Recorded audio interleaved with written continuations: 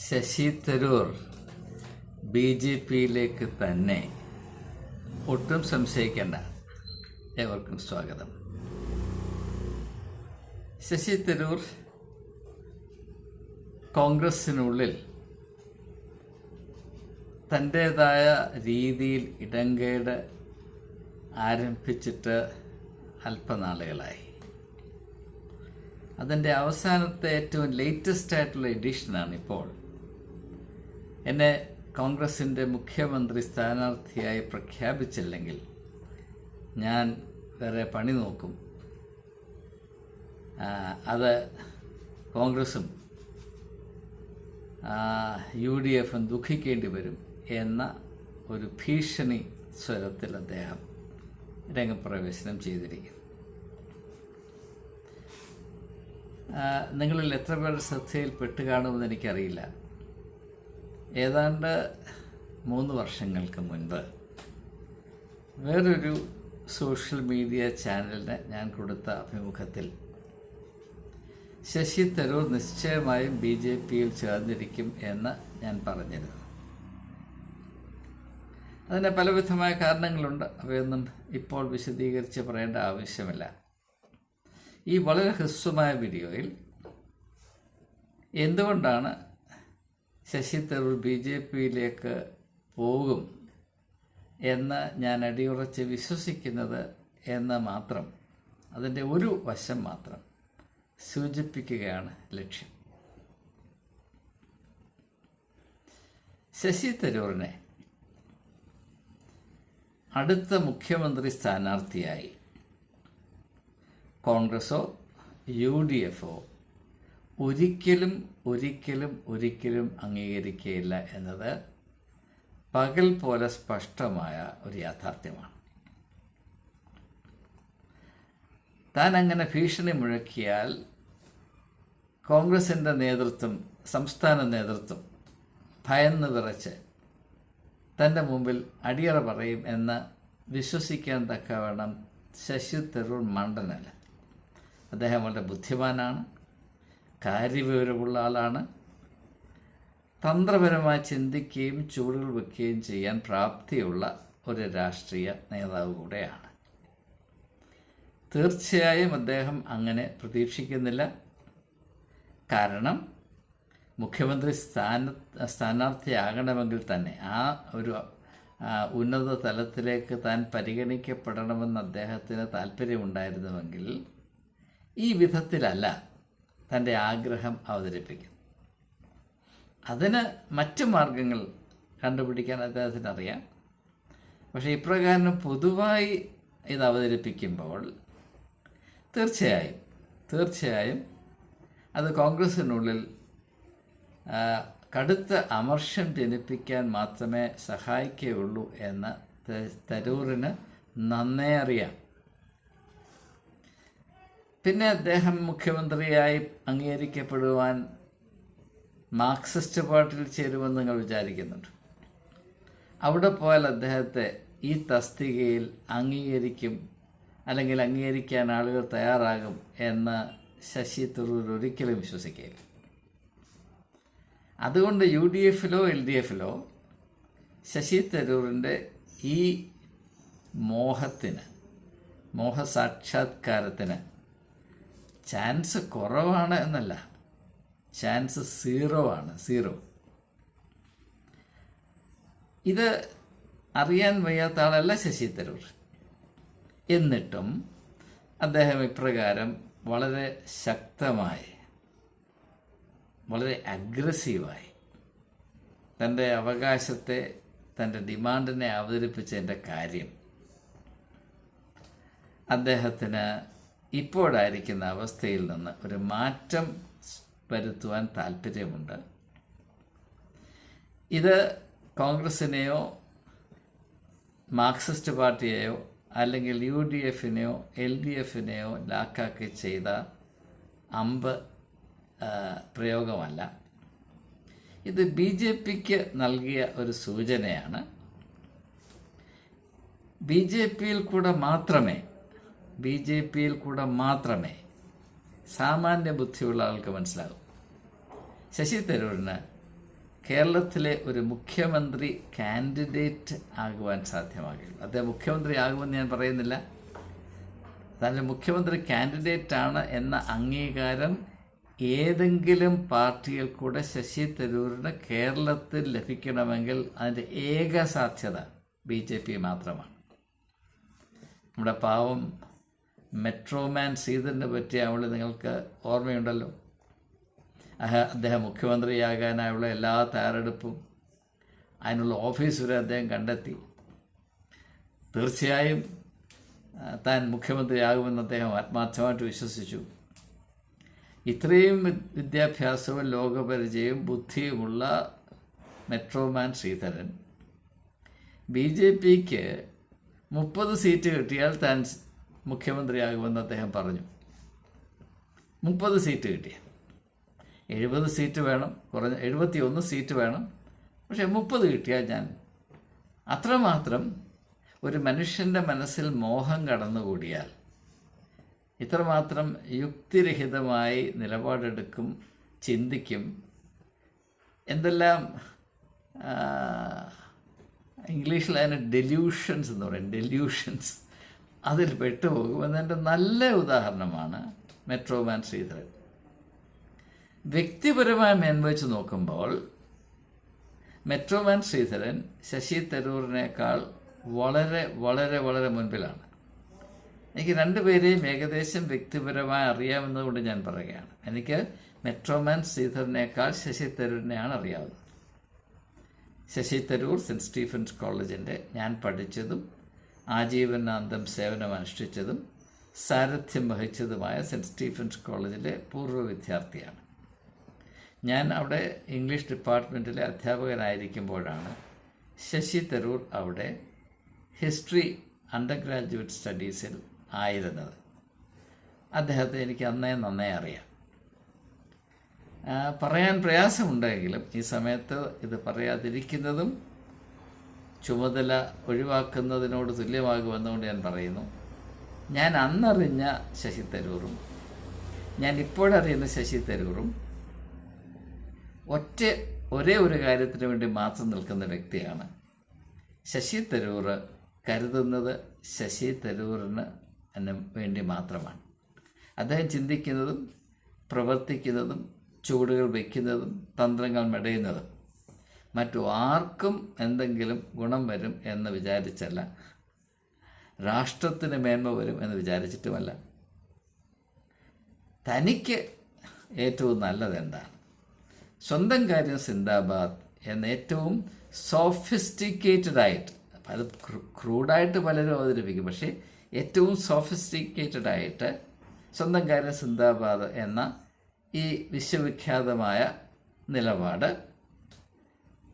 ഏവർക്കും രസിക്കത്തക്ക വിധത്തിൽ, അത് നന്മ നിറഞ്ഞതാണെന്ന് തോന്നത്തക്ക വിധത്തിൽ അവതരിപ്പിക്കാനുള്ള ചാതുര്യം ശശി തരൂരിനുണ്ട്. അത് പറഞ്ഞുകൊണ്ടാണ്, അത് മനസ്സിൽ വെച്ചുകൊണ്ടാണ് 3 വർഷം മുമ്പ് ഞാൻ പറഞ്ഞത് ഇദ്ദേഹം BJPയിൽ തന്നെ ചേക്കേറും എന്ന് ഞാൻ പറയാൻ കാര്യം. ഞാൻ അത് ഇപ്പോഴും ആവർത്തിക്കുകയാണ്.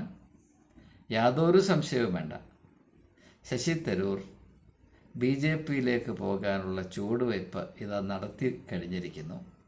ഏറെ താമസിയാതെ ബാക്കിയുള്ള കാര്യങ്ങളും അനന്തര നടപടികൾ നിങ്ങൾക്ക് കാണാൻ കഴിയും.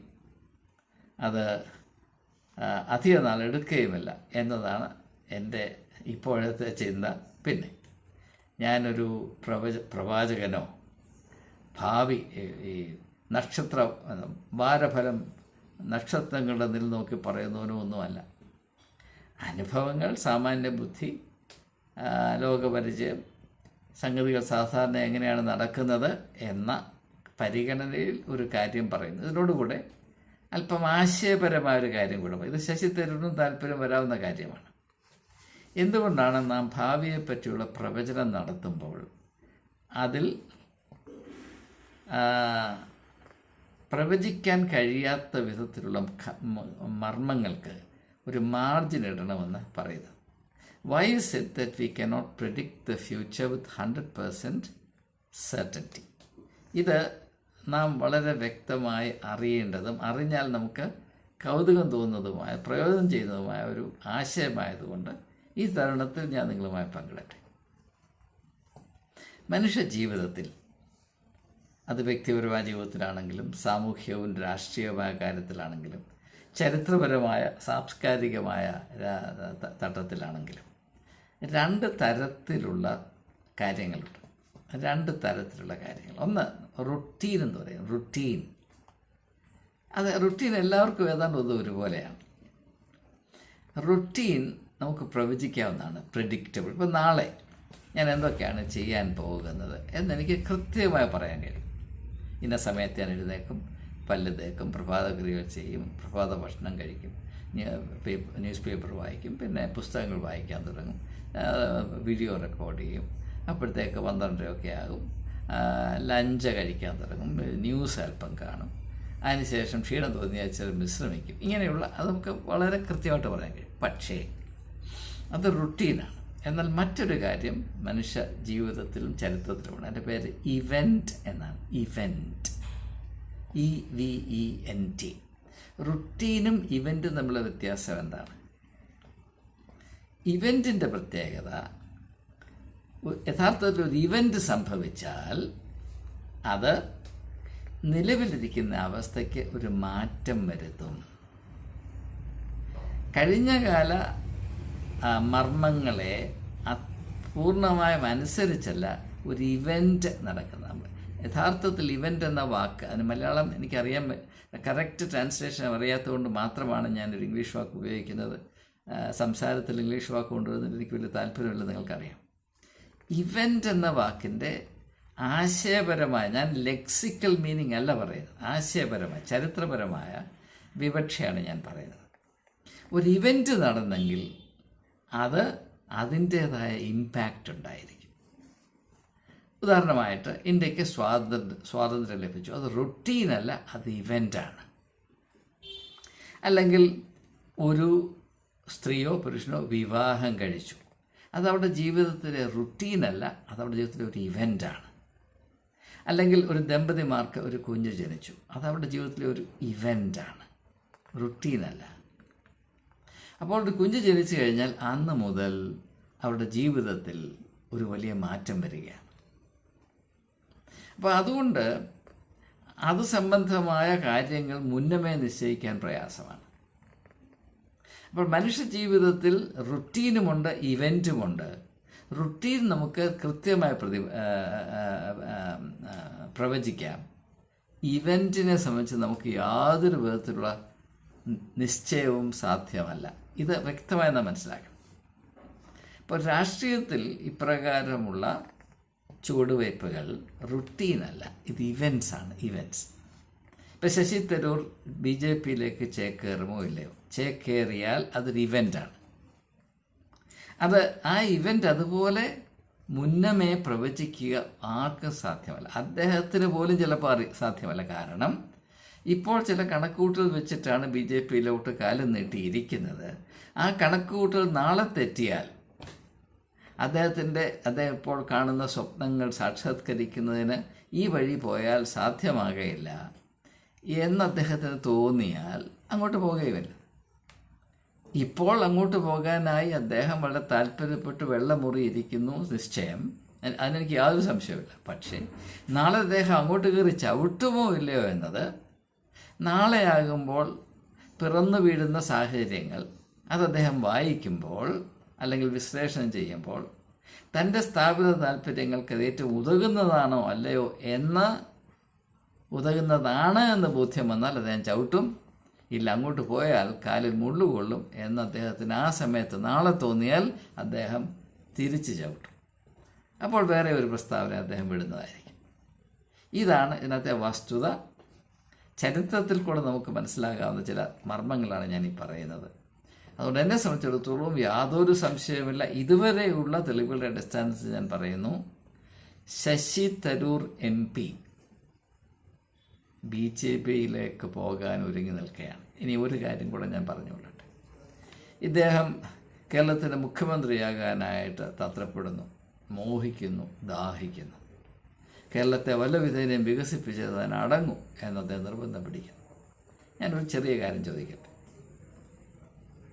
4 തവണ തിരുവനന്തപുരത്തെ MP ആയിരുന്നല്ലോ. 3 ടേം കംപ്ലീറ്റ് ചെയ്ത് ഇപ്പോൾ 4ാമത്തേതാണ്. ഈ കാലം കൊണ്ട് ഇദ്ദേഹം താൻ പ്രതിനിധാനം ചെയ്യുന്ന തിരുവനന്തപുരം നിയമസഭാ മണ്ഡലം പാർലമെൻ്ററി കോൺസ്റ്റിറ്റ്യുവൻസിയിൽ എന്ത് സംഭാവനകളാണ് ചെയ്തത്? അദ്ദേഹം പല പട്ടികൾ നിരത്തുന്നത് ഞാൻ കേട്ടിട്ടുണ്ട്, അറിയാൻ വേണ്ടിയിട്ടല്ല ഞാനീ പറയുന്നത്. പക്ഷേ കാര്യമായൊരു സംഭാവന എന്താണ് ചെയ്തത്? ജനങ്ങളുടെ അവസ്ഥ, ജനങ്ങളുടെ ആവശ്യങ്ങൾ, ജനങ്ങളുടെ പ്രശ്നങ്ങൾ പരവധി ഉണ്ടായിട്ടുണ്ട്. അവിടെയൊന്നും ശശി തരൂർ കാര്യമായി ഇടപെട്ടതായി ഞാൻ കണ്ടിട്ടില്ല. അദാനിയെ പൊക്കി പറയേണ്ടിടത്ത് അദാനിയെ പൊക്കി പറയും, മോദിയെ സ്തുതിക്കുന്നിടത്ത് മോദിയെ സ്തുതി ചെയ്യും, പിണറായി വിജയനെ പൊക്കി പറയുന്നത് അപ്പോൾ അത് ചെയ്യും.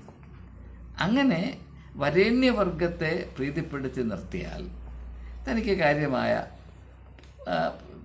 തൻ്റെ കഴിവിനനുസരിച്ച് വളരെയധികം കഴിവുള്ള വ്യക്തിയാണ്, യാതൊരു സംശയമില്ല. ഭാരത രാഷ്ട്രീയത്തിൽ അതികായനാണ്. എന്നാൽ രാഷ്ട്രീയത്തിൽ അദ്ദേഹത്തിന് അത്രമാത്രം മുൻതൂക്കം കൊടുക്കണമെന്നറിയില്ല. അദ്ദേഹം ഒരു ബുദ്ധിരാക്ഷസനാണ്. അദ്ദേഹത്തിൻ്റെ ഭാഷയിൽ പല ഭാഷകളിൽ പ്രാവീണ്യമുണ്ട്. അദ്ദേഹം ജ്ഞാനിയാണ്, വളരെയധികം അറിവിൻ്റെ ഉടമയാണ്. ആശയം അവതരിപ്പിക്കുന്നതിൽ അദ്ദേഹത്തിന് സമമായി ഭാരതത്തിൽ അധികം ആളുകളില്ല. ആരെങ്കിലും ഉണ്ടോ എന്ന സംശയമാണ്. ആഗോളതലത്തിൽ അദ്ദേഹത്തിൻ്റെ അനുഭവ സമ്പത്ത് വളരെ അധികമാണ്. ഇതെല്ലാം സംബന്ധിച്ചുകൊണ്ട് ഞാൻ പറയുകയാണ്. എന്നാലും രാഷ്ട്രീയത്തിൽ അദ്ദേഹം ഒരു ലൈറ്റ് വെയ്റ്റാണ്.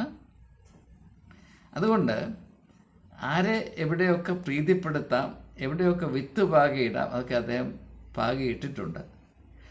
പല കഥകൾ അദ്ദേഹം തുറന്നിട്ടിട്ടുണ്ട്. അപ്പോൾ അവസരം വരുമ്പോൾ എല്ലാ അവസരവാദികളും ചെയ്യുന്ന ഒരു ബുദ്ധിപരമായൊരു കാര്യമാണ്. എല്ലാ വാതിലും തുറന്നിടുക. Keep your options open.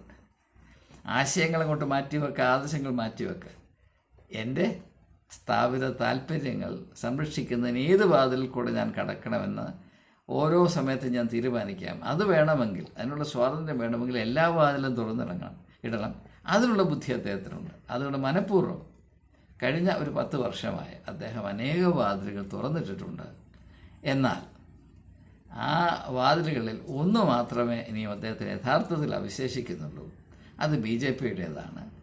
അതിൽ താൻ ഉദ്ദേശിക്കുന്ന പോലെയുള്ള നേട്ടം പറ്റിയില്ല എങ്കിൽ അദ്ദേഹം പറയും, ഞാൻ ഒരു എഴുത്തുകാരനായും വാഗ്മിയായും ലോകത്തെമ്പാടും ഓടി നടന്ന് ലെക്ചർ കൊടുക്കുന്ന ബുദ്ധിരാക്ഷസനായി ഞാൻ കഴിഞ്ഞുകൊള്ളാം, ബാക്കിയെല്ലാം എനിക്ക് പുച്ഛമാണ് എന്ന് പറഞ്ഞ് ആ കഥകളും അദ്ദേഹം തുറന്നിട്ടിട്ടുണ്ട്. നമുക്കറിയാം. ഏതായാലും ഇതുവരെയുള്ള സംഭവ വികാസങ്ങളുടെ അല്ലെങ്കിൽ തെളിവുകളുടെ അടിസ്ഥാനത്തിൽ പറഞ്ഞാൽ സംശയം ലെവലേശം വേണ്ട, ശശി തരൂർ കോൺഗ്രസിൽ നിന്ന് BJPയിലേക്ക് ചേക്കേറുവാൻ ഇതാ തയ്യാറായി നിൽക്കുന്നു. അദ്ദേഹത്തിന് എല്ലാ ഭാവുകങ്ങളും നേർന്നുകൊണ്ട് ഏവരോടും എൻ്റെ നന്ദി, സ്നേഹം, ബഹുമാനം അറിയിച്ചുകൊണ്ട് വിരമിക്കുന്നു.